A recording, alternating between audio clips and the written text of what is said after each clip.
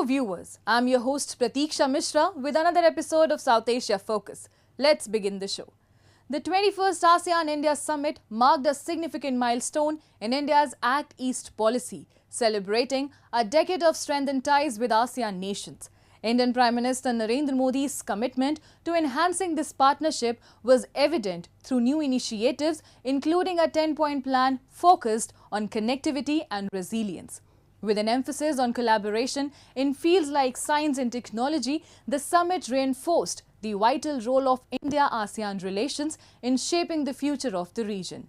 This partnership is poised to navigate challenges and seize opportunities in the emerging Asian century. Take a look. India's Act East policy focuses on strengthening ties with the Asia-Pacific region. Initially an economic initiative, the policy has expanded to include political, strategic and cultural dimensions, fostering institutional mechanisms for dialogue and cooperation.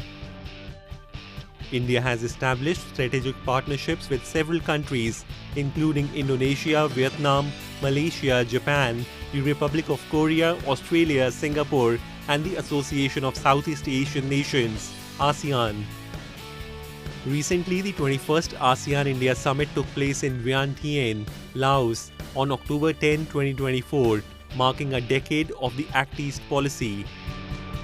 Indian Prime Minister Narendra Modi attended this summit for the 11th time, collaborating with ASEAN leaders to review the ASEAN-India Comprehensive Strategic Partnership and discuss future directions for cooperation.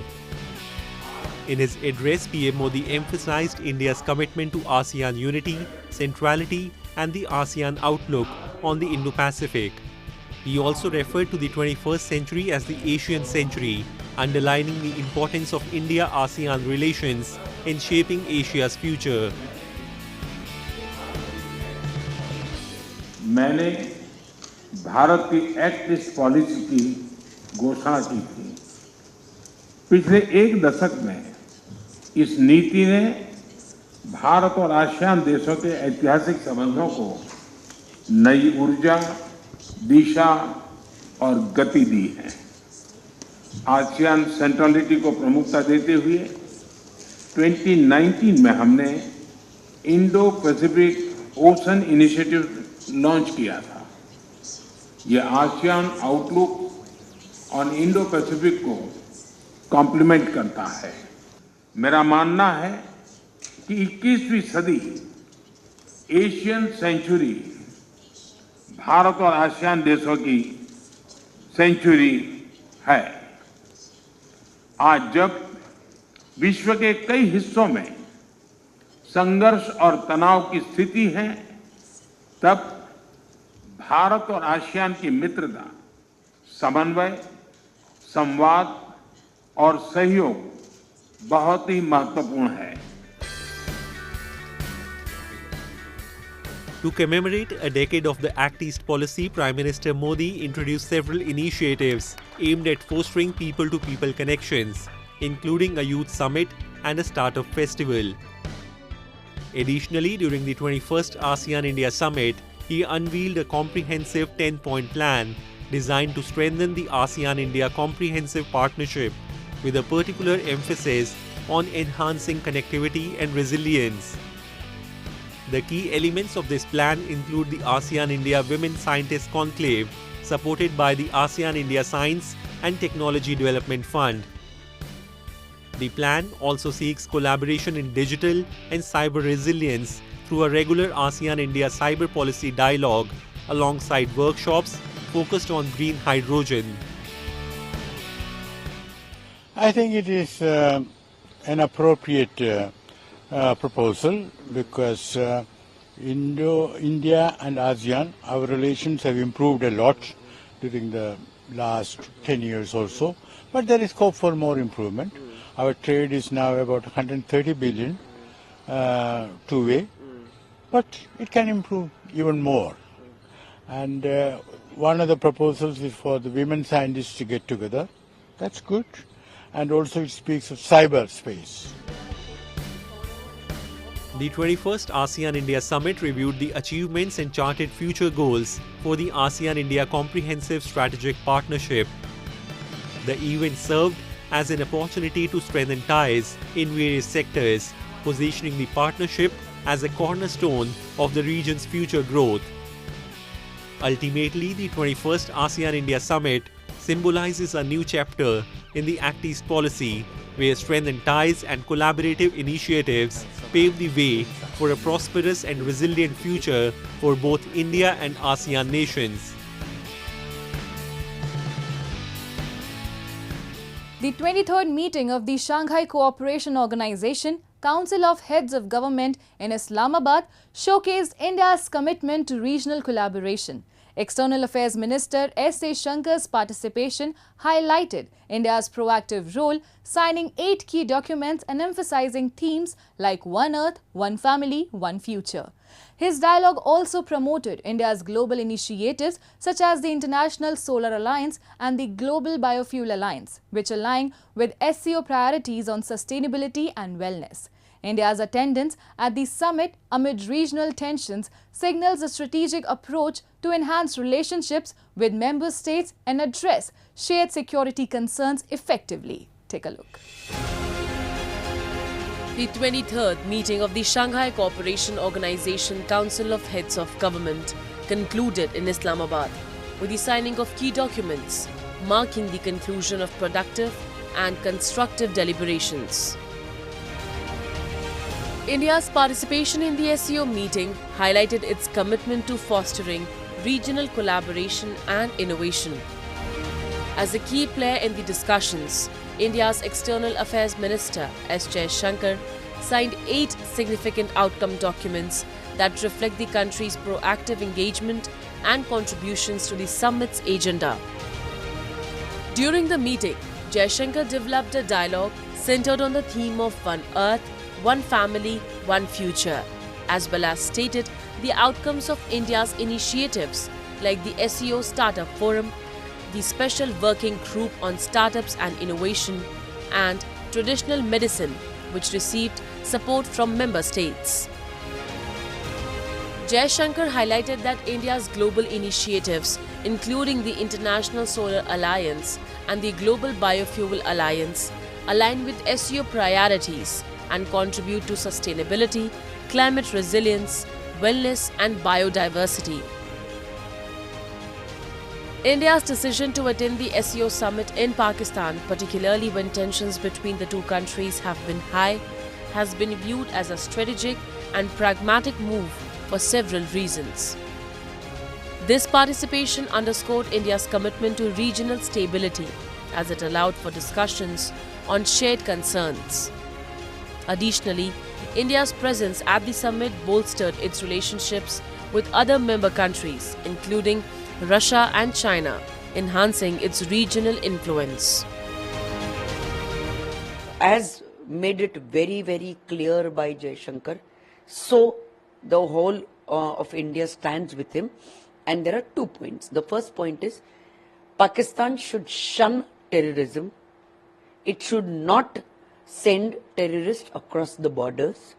And the second very strong message is the matter to be solved between India and Pakistan is the Pak-occupied Kashmir, the illegally occupied Kashmir part which has been illegally occupied by Pakistan. So that has to be solved, and solved in the sense Pakistan has to vacate that part and hand it over to India. These are the 2 issues, and Mr. Jaishankar has made it very, very clear that these 2 issues are the only ones that we need to solve amongst these 2 countries. By addressing security issues within the SCO framework, India could effectively communicate its perspectives on critical matters.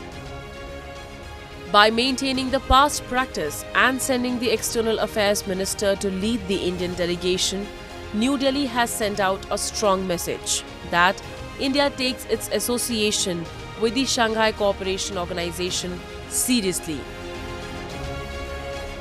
SCO is a useful, important mechanism. हम पाकिस्तान के चलते अपना role क्यों SCO से reduce करें? तो we have to play a role, we are playing a role, जो भी हमें दिखता है with the SCO. पाकिस्तान उसमें है या नहीं है, हमें उस चीज को साइडलाइन करके देखना है, क्योंकि जो हमारे इंटरेस्ट हैं in the SCO context, in the larger regional context, multiple जो इश्यूज हैं, दे वेरी लार्ज इंटरेस्ट. जहां तक बात रही पाकिस्तान की और हमारे रिश्तों की, वो तो एक अलग हम कह सकते हैं एक अलग ट्रैजेक्टरी पर है. बहुत क्लियर कट है कि उसमें जब तक पाकिस्तान अपनी प्रोपेगेंडा और अपनी ग्राउंड की टेरर सपोर्ट नहीं कम करता, तब तक हमारी रूटीन रिलेशन नहीं हो सकते. The Shanghai Cooperation Organization was established in 2001 to foster regional security, economic collaboration, and cultural exchange among its member states. Initially, its focus was on addressing issues such as terrorism, separatism, and extremism, particularly in Central Asia. India joined the SCO as a full member in June 2017, motivated by its desire to strengthen regional security cooperation, particularly concerning terrorism and stability in Afghanistan. The SCO serves as a platform for India to engage in trade and economic partnerships with Central Asian nations. Time now for Asia This Week, the stories from across the continent. Bangladesh International Crimes Tribunal issued an arrest warrant for former Prime Minister Sheikh Hasina, citing her alleged involvement in mass killings during violent protests that erupted earlier this year. The protests, which began as a student-led movement against public sector job quotas, escalated into some of the deadliest unrest since the country's independence in 1971, resulting in over 700 deaths and numerous injuries. The violence ultimately forced Hasina to flee to India on August 5, and an interim government led by Nobel Peace Prize laureate Muhammad Yunus took charge.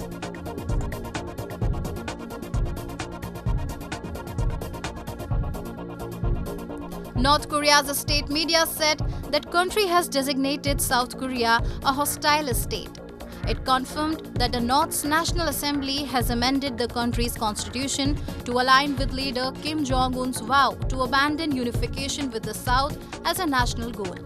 And earlier this week, North Korea's military destroyed sections of the road and rail links at the border, calling it a legitimate action against a hostile state as defined by the new constitution.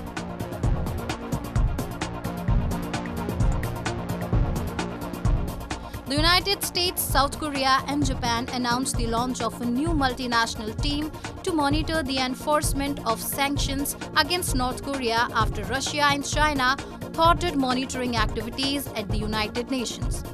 The mechanism, named the Multilateral Sanctions Monitoring Team, has been introduced after Russia in March rejected the annual renewal of a UN panel of experts that had over the past 15 years overseen the implementation of sanctions aimed at curbing North Korea's nuclear and missile programs.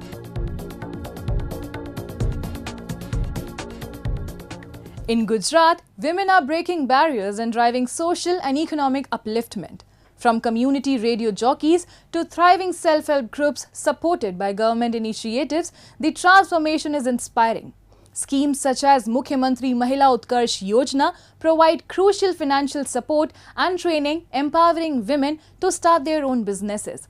As Gujarat celebrates 23 years of PM Modi's leadership, these stories reflect a commitment to creating an inclusive future, showcasing the incredible potential of women as catalysts for change in their communities. Take a look.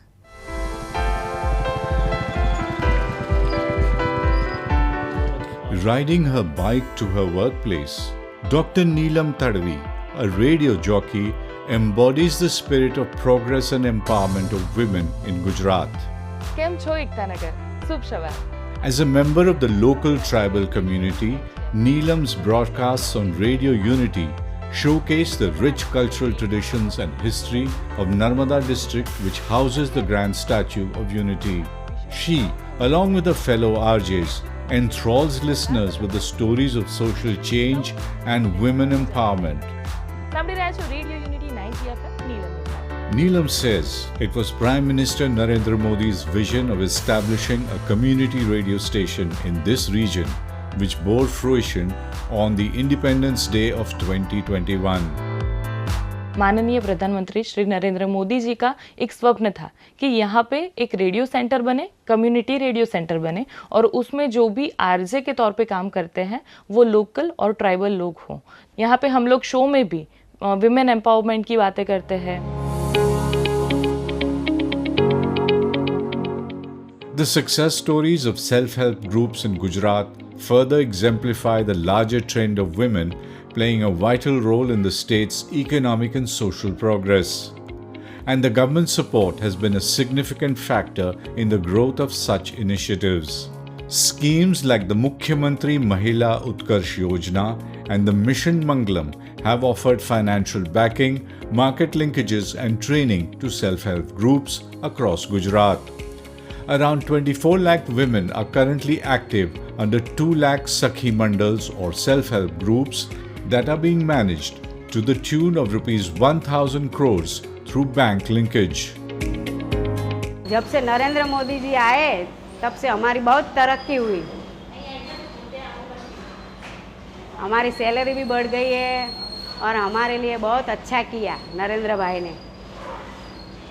माँ card बनवाया, वो भी बहुत अच्छा काम किया हमारे लिए। वो विधवा पेंशन की योजना है, वो भी बहुत अच्छी है। The government facilitates these women by providing subsidies, easy access to loans ranging from rupees 10,000 to rupees 1 lakh, as well as free stalls to reach a wider audience.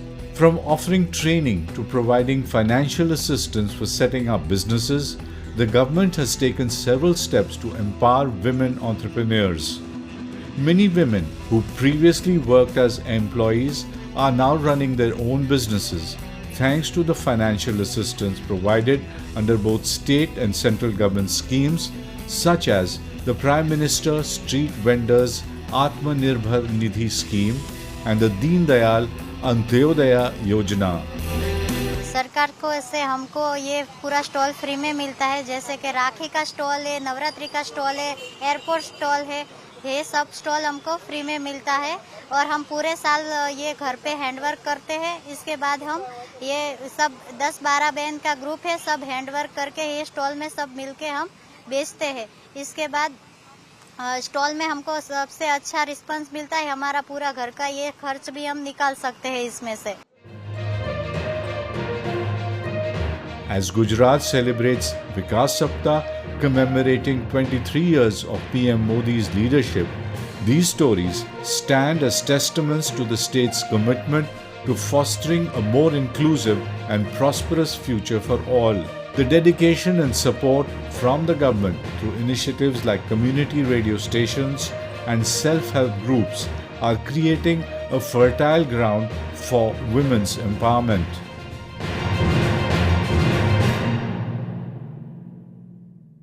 Let's now take you to Ladakh, often called the crown jewel of India for its stunning landscapes of mountains, open skies, winding rivers and lush valleys. Its rich culture, traditions and values enhance its natural beauty. The capital Leh is not only breathtaking but also a key center of Buddhism in India, where the region's natural splendor and Buddhist philosophy have coexisted harmoniously for centuries. Leh, perched at nearly 11,000 feet, is a vibrant blend of cultures where religious harmony thrives. Though diverse, it remains a stronghold of Buddhism with Mahayana and Vajrayana traditions and the four sects Nyagma, Kagyu, Sakya and Gelug deeply rooted. Chanting fills the air during prayers and rituals, keeping the ancient Buddhist spirit alive in Ladakh for millennia.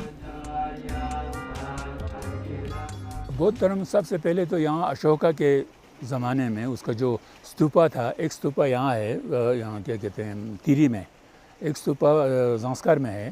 तो तब से जो Gandhar art वाले आए, कश्मीर से आए, तो उन्होंने बुद्धा का स्टैचू बनाना शुरू किया पहाड़ों पे, पत्थर पे। और तब हमारे यहाँ से लोसा रिंचेन जांगपो जी आए, उन्होंने न्यारमा का जो गोंपा है वो बिल्ड किया।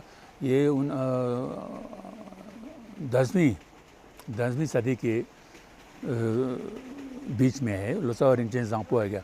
तब से जब से लोसावा रिंचेन ज़ांगपो आए, तब से बुद्धिज़्म का यहाँ फैलना शुरू हो गया। Ladakh's Tibetan-influenced Buddhism, with Leh at its cultural heart, attracts visitors seeking spiritual depth.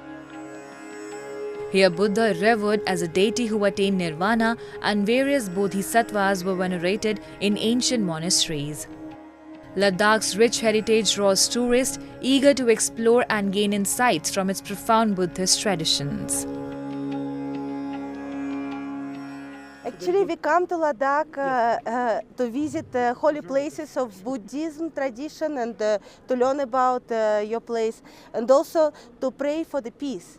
Actually, all these ladies from Russia, from different cities of Russia, come here and we pray for the peace on mountain, on the lake, in every places. And here we also, because we share the same.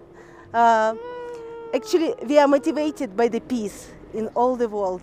Now you know that in Russia and Ukraine there is a war, but a lot of people in Russia, they pray for the peace. On the outskirts of Leh, a family's deep Buddhist faith has endured for generations. Despite harsh winters, with temperatures dipping into -20, their daily prayers and rituals continue. The elderly women, vibrant in their 70s, remain lively, embracing their faith, culture, traditional dance and song with unwavering passion. In Ladakh, Buddhism is woven into education. At Mahabodhi Residential School, from nursery to +2, each day begins with prayers to Buddha, blending academic learning with Dhamma teachings to nurture compassionate, responsible citizens.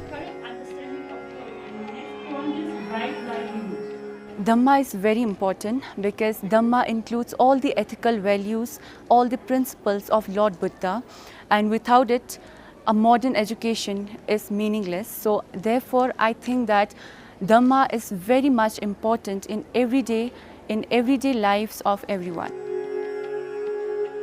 In regional classes, children learn about the equality of all faiths, with Dhamma education aimed at fostering respect for others. Each class begins with meditation, yoga, and mindfulness practices. Students explore Buddha's life, his struggles, the pursuit of truth, and the core teachings of Buddhism.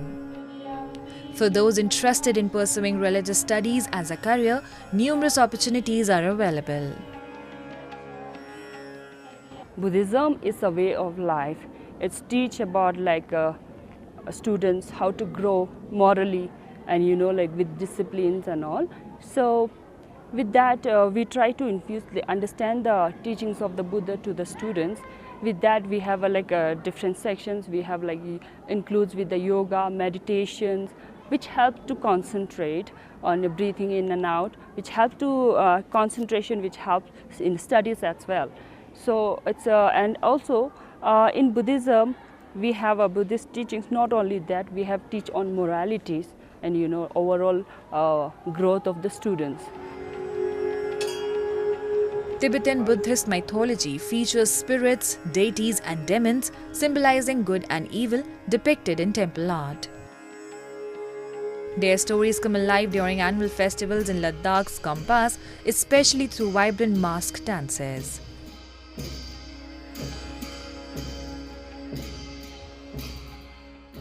In Ladakh, every peak and valley tells a story of beauty and devotion.